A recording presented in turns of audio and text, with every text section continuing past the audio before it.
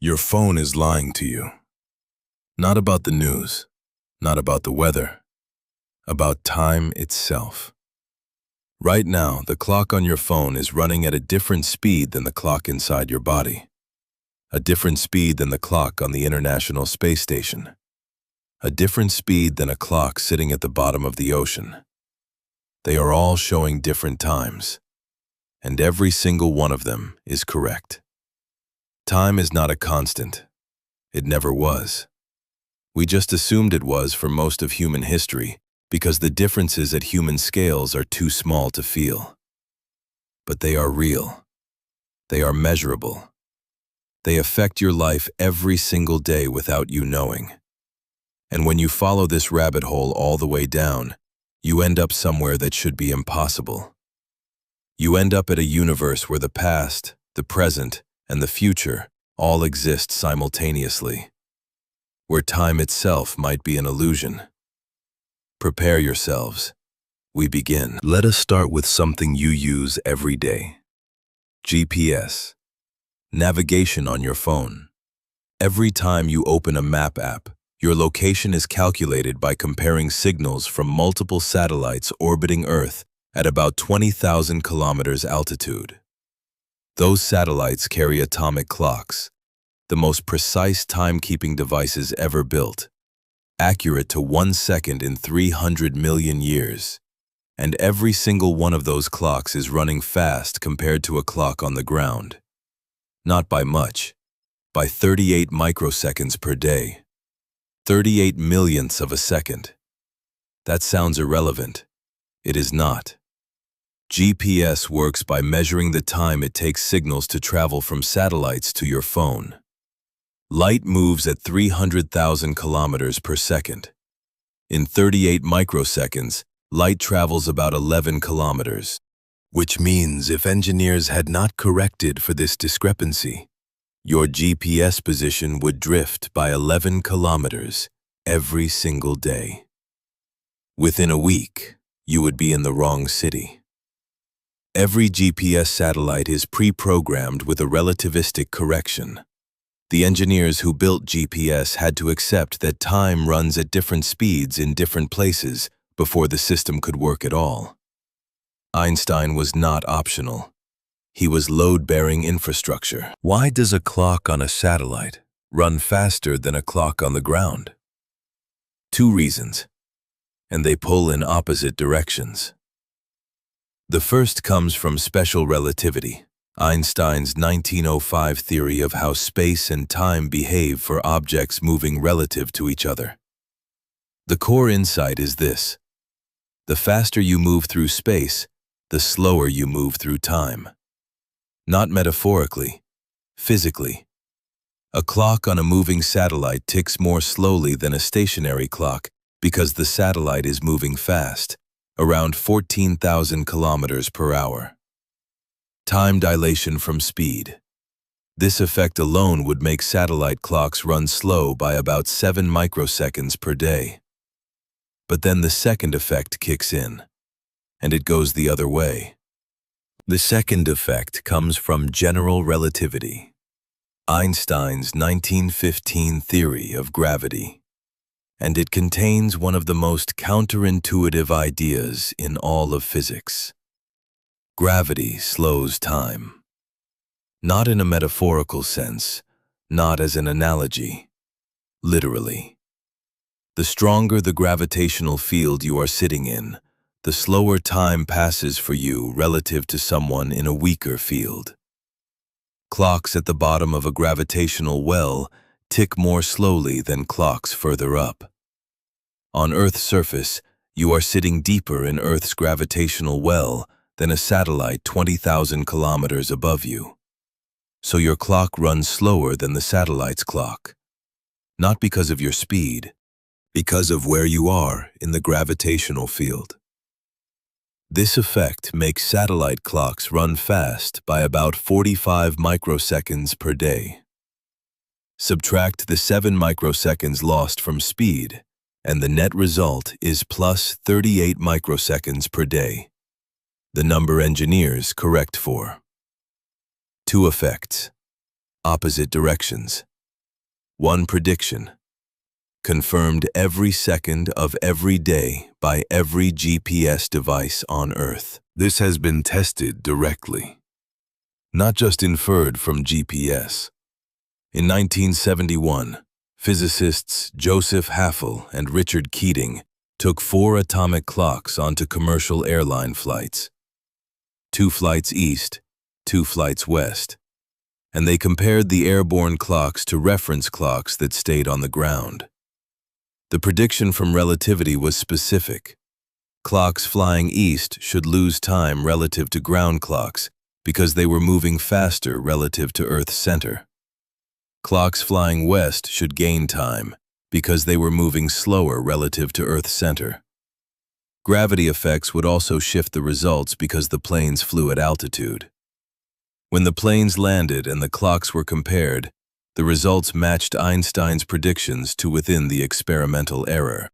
Time had genuinely passed at different rates for the clocks in the air versus the clocks on the ground. This was not a theoretical exercise. It was a direct measurement. Clocks on airplanes tick at different rates than clocks on the ground. It happens every commercial flight. It happens to every passenger. The difference is too small for biology to detect, but it is real. Here is where it gets impossible. Cosmic rays from deep space constantly slam into Earth's upper atmosphere at nearly the speed of light. When they hit air molecules 15 kilometers above the surface, they create particles called muons. Muons are unstable. They decay into other particles with a half-life of 2.2 microseconds. That is 2.2 millionths of a second. At any speed less than light, a muon created 15 kilometers up should decay long before it reaches the ground. The math is simple. Even at nearly the speed of light, 15 kilometers should take far longer than a muon can survive. And yet muons reach the ground in enormous numbers. We detect them constantly. Every second, roughly 10,000 muons pass through every square meter of Earth's surface. They should not be here. They decayed long ago. Except they did not. Because from the muon's perspective, due to time dilation, its internal clock is running so slowly that the journey that takes 50 microseconds for us takes much less than 2.2 microseconds for the muon. Time dilation is not a correction physicists apply to equations. It is the reason particles that should not exist are passing through your body right now. Now scale this up. Take everything you just learned about gravity slowing time and ask what happens near a black hole. A black hole is a region where gravity becomes so extreme that not even light can escape. The gravitational time dilation near a black hole is not 38 microseconds per day. It is not any small number at all. As you approach the event horizon, the boundary of no return, time dilation becomes infinite.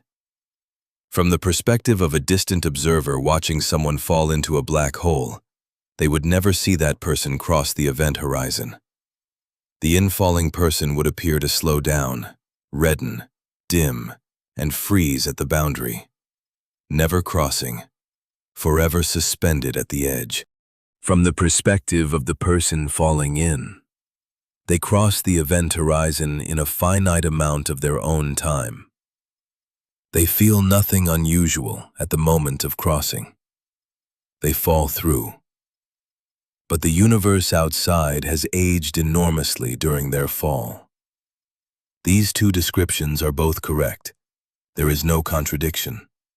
They are just different perspectives on what time actually is. This is not science fiction. The 2014 film Interstellar depicted this effect with enough accuracy that a scientific paper was published about the visual representation of the black hole in the film.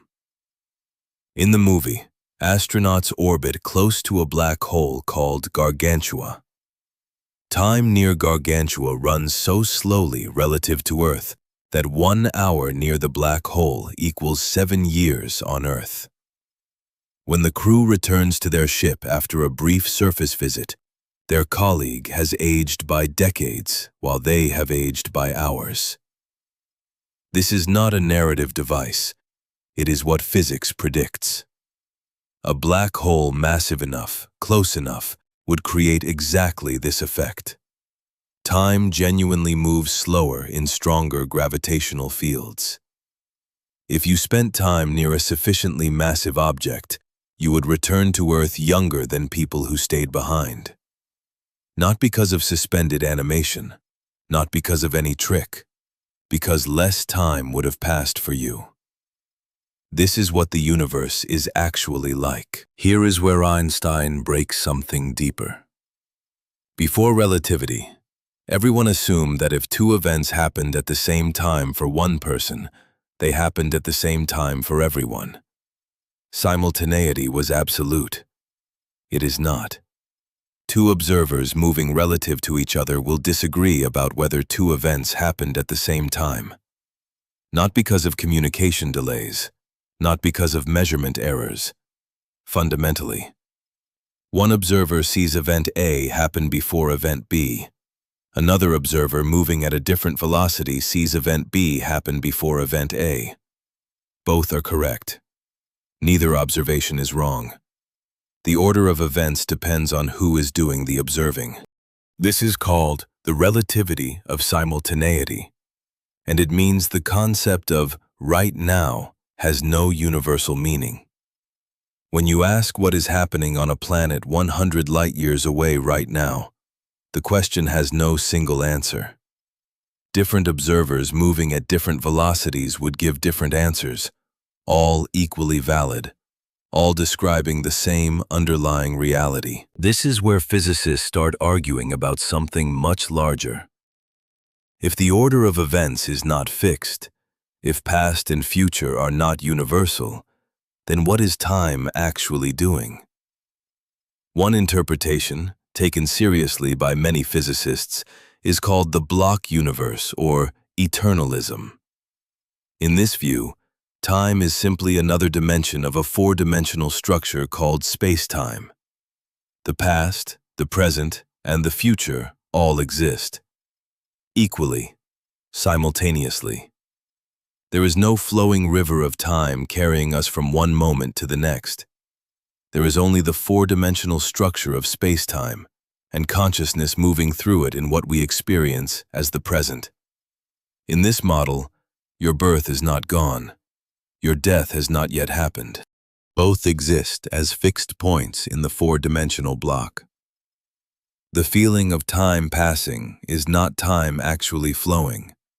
It is consciousness experiencing one slice of the block at a time. This is not a fringe idea. It is one of the most carefully considered interpretations of what Einstein's equations actually imply about the nature of reality. But if past and future both exist equally in the block, why does time feel like it moves in only one direction? Why do you remember yesterday, but not tomorrow? Why does a broken cup never reassemble itself? The laws of physics, at the fundamental level, are almost entirely time-symmetric.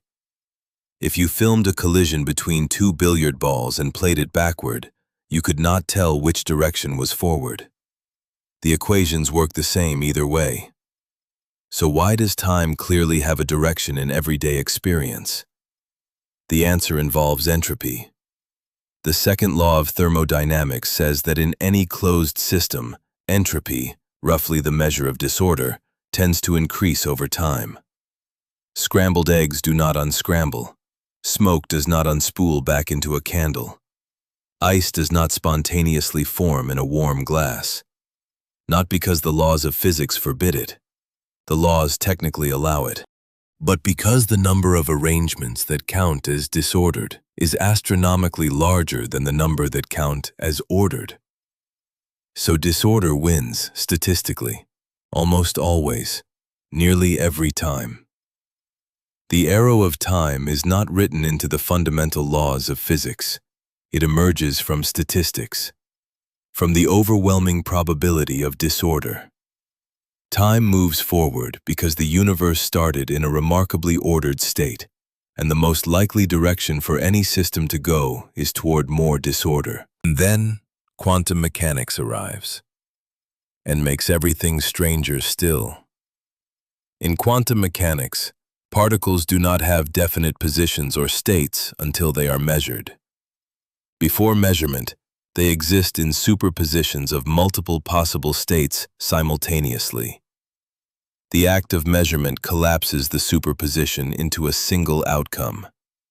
This process is irreversible in a way that introduces its own arrow of time. But there is a deeper problem. In the fundamental equations of quantum mechanics and general relativity, time is treated differently. In quantum mechanics, time is a background parameter, a fixed stage on which events happen. In general relativity, time is dynamic, shaped by mass and energy, part of the fabric of space-time itself. These two descriptions of physics are both extraordinarily successful, and they are fundamentally incompatible. When physicists try to unite them into a theory of quantum gravity, time does not survive. The equations of quantum gravity do not obviously contain time at all. Some physicists have concluded from this that time is not fundamental. It is emergent, something that appears to exist from the perspective of observers inside the universe, built out of something more basic that has no time in it at all. Can you travel through time? Forward, yes. You already are. But faster than the rate of 1 second per second. If you moved fast enough, or sat near a strong enough gravitational field, you would age more slowly than people around you, and return to find the world further in the future than you experienced. This is time travel to the future. It is real. It is allowed by physics. It has been demonstrated in labs with atomic clocks. What about the past? Here the physics becomes much more speculative. General relativity does allow solutions to its equations called closed time-like curves, paths through space-time that loop back on themselves. In principle, such paths would allow travel to the past. In practice, no one has found a way to create one that does not require exotic matter with negative energy density, a substance that may not exist. Many physicists suspect that the universe has some mechanism that prevents closed time-like curves from forming. Stephen Hawking called this the chronology protection conjecture. The universe seems to conspire against time machines, but it does so without providing a clear reason why. The prohibition is not written into the fundamental equations. It emerges from something we do not yet fully understand. And here is the layer that closes the loop. Even if physics says time is relative, even if simultaneity depends on the observer, you experience time in a particular way. Subjective time. The sense that moments flow, that some hours are long and others are short, that time speeds up as you age. This is not physics. This is neuroscience. The brain does not have a single clock. It has many processes that run at different speeds and are integrated into the feeling of a present moment. When you are in danger, neural processing accelerates and time seems to slow. When you are bored, it seems to drag. When you are absorbed in something, hours vanish. The experience of time is a construction of consciousness, a model built by the brain to navigate a world where events have causes and effects, and where memory allows planning. The subjective flow of time might not correspond to anything physical at all. What you experience as the present moment is actually a memory, constructed about half a second after the events it represents, backfilled by the brain to feel immediate. The moment you are living in right now already happened before you became aware of it. Step back to the largest scale. The universe is 13.8 billion years old, but that number already requires a choice of reference frame. In a universe where time runs at different rates in different places, what does it mean to say the universe has one age? Cosmologists use a specific reference frame called cosmic time, defined by an observer who sees the universe as perfectly uniform in every direction, moving with the average flow of matter in the universe. In that frame, the universe is 13.8 billion years old. But a particle that moved near the speed of light from the Big Bang onward would have experienced much less than 13.8 billion years of its own proper time. And a clock that sat near a massive object throughout cosmic history would have ticked more slowly than the cosmic average. The age of the universe is not a single number experienced by everything in it. It is a number defined by a convention, a useful convention, but still a choice. Somewhere in the universe right now, if there are observers experiencing their own passage of time, they may be experiencing more elapsed time than us, or less, or so much less that our entire cosmic history feels to them like a brief flash. All of these perspectives are equally valid descriptions of the same universe. Let us come back to you. You are sitting somewhere, experiencing what feels like the present moment. Behind you is a past that is fixed, unchangeable, gone. Ahead is a future that has not yet happened. This is the most natural, intuitive picture of time that exists, and physics says it is wrong, or at least incomplete. The past is not gone. In the block universe, it exists as fully as the present. The future is not unwritten. In a deterministic physics, it is already fixed. The present moment is not universal. It depends on who is asking. And the flow of time is not a fundamental feature of reality. It may be something the brain imposes on a universe that is, at its deepest level, timeless.